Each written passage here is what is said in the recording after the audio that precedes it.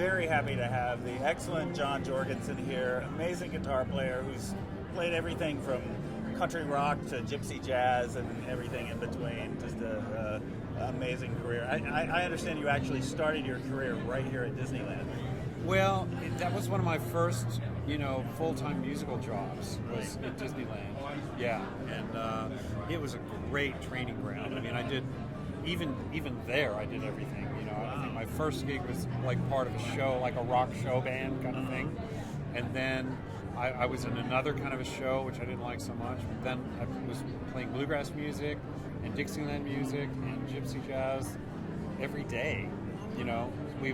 My band would change instruments and change clothes, and change locations, and so play 2 or 3 sets of one style, then change and go somewhere else, and so it was a really good training ground, and also a good way to learn how to get volume out of acoustic instruments. So Disneyland helped make you an eclectic player. Yeah, definitely. Definitely, yeah. I'm sure I would have never chosen Dixieland music to play, and that probably then I wouldn't have found Django Reinhardt's music, because that's kind of the link there. Right. Bluegrass, yeah, I probably would have played, and other things too, but yeah, it did. It had a lot to do with my whole scope, my musical styles, and also I think just performance skills too. Right. Because you got to perform in kind of kamikaze conditions for people that don't particularly want to hear music. They're there to ride and ride, to see characters. So if you can hold someone's attention for even a song, you're doing really good. Right. So yeah, it was a good thing. So was Desert Rose Band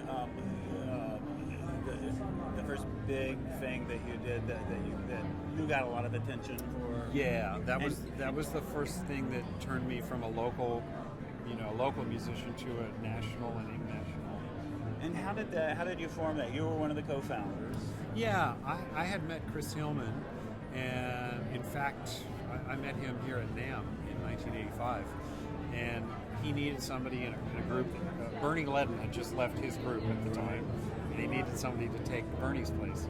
So I started playing with him acoustically, and the songs he was doing, I really felt like they should be with a full electric band.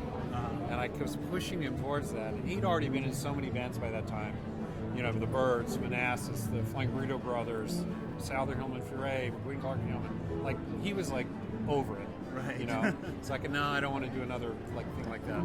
So I took a couple of the songs and I made demos of them in my little home studio. I just check it out with 6-string bass and telly and harmonies and everything. And he heard it and went, okay, I see what you're getting at. So then we went ahead from there, and in the scheme of things, it moved pretty quickly, because we kind of did that first in 1986, and by 1987 we had records on the radio. Right. So it was a good thing. Quick. Yeah, and it was probably the first thing that I'd had where I had an idea and concept and sound and everything, and I was able to do it, and it was put out before the public, and the public liked it. Right. So, yeah, it was a big deal. It was a big deal, yeah. So you're a phenomenal acoustic player. You were just playing a couple of songs. Tell me about the songs that you just played. Well, the instrumental was called Feather, and I wrote that. Funnily enough, that kind of led to this particular guitar, but Blueridge had sent me down a guitar to try, and I was playing it, and oftentimes a guitar will give me a song. Right. So I wrote that song on that guitar, and we've just recorded it with my bluegrass band, which also includes Herb Peterson from the Desert Rose Band, and John Randall and Mark Fain. And I mostly play mandolin in that band, but since I'm known as a guitar player, I play a few songs on the guitar as well to kind of feature it. That's one of them. So it's called Feather. And then the other song is a song Chris Hillman wrote, and when I told him about the band, he said, I have a song I think you guys should do. Oh, cool. And so that's one of his songs. And then we wrote a couple songs together for the project.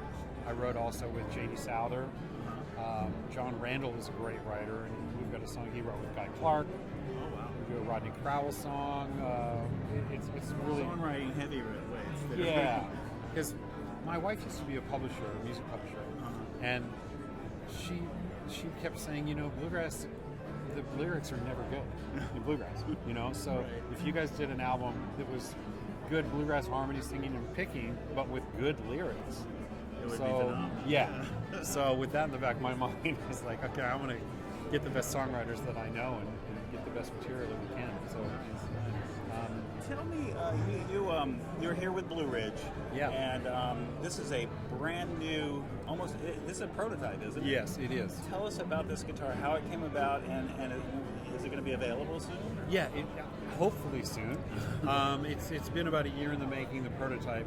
The guitar that I mentioned before was that I wrote Feather on. This was called a BR260.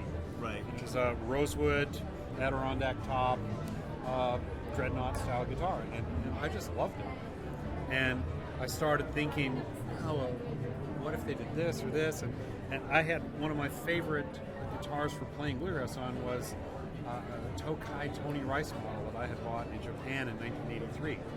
And it had the extra large sound hole. So I thought, what if we did that? And did some features and created a signature model. And at the same time, Saga had come up with this Port Orford cedar. It's a really rare wood. Normally cedar is used for flamenco or classical guitar tops because it's softer. Right. And usually you want harder wood for a flat top guitar. And the Port Orford cedar is a very slow growing cedar, so it's harder.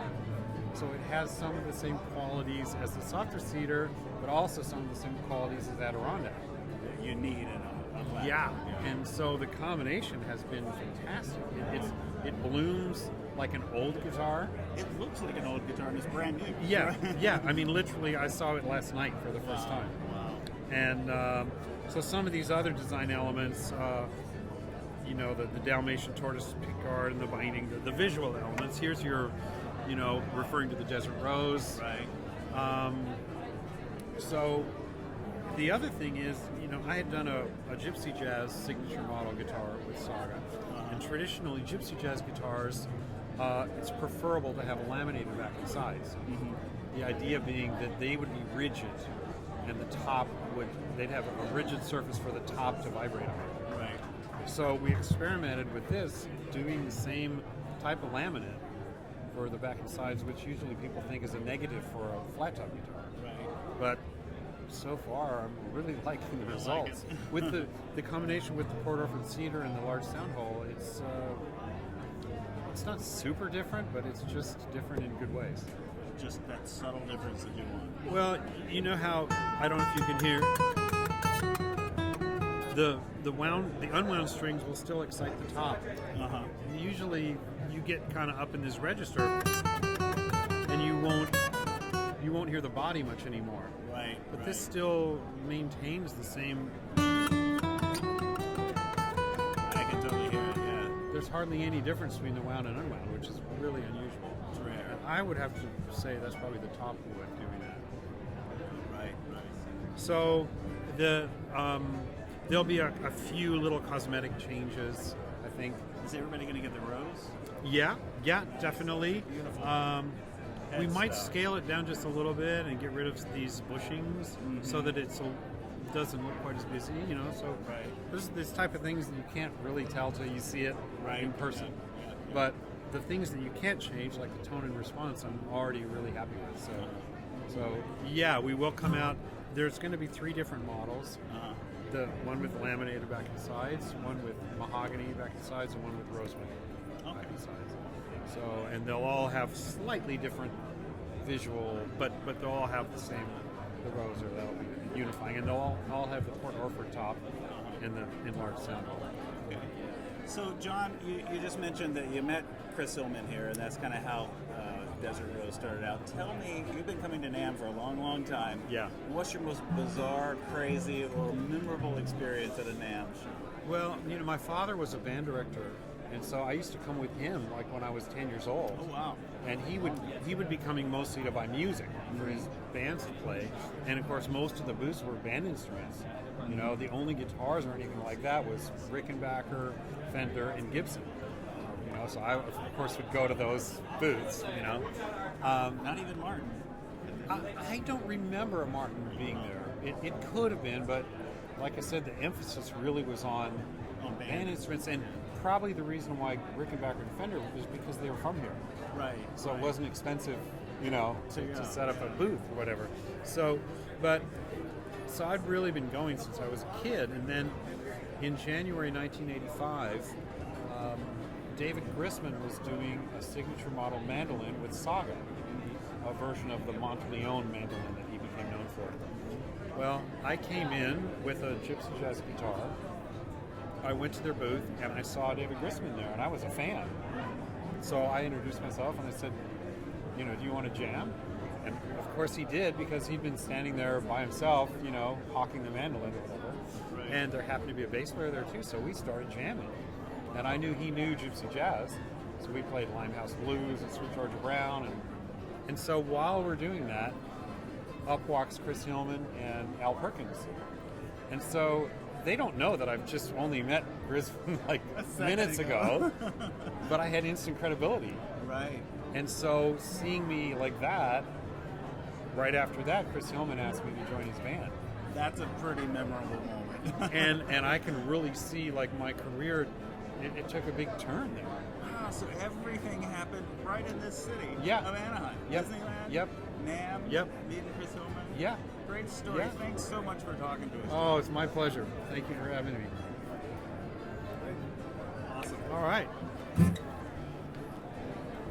That was great. No, thank you.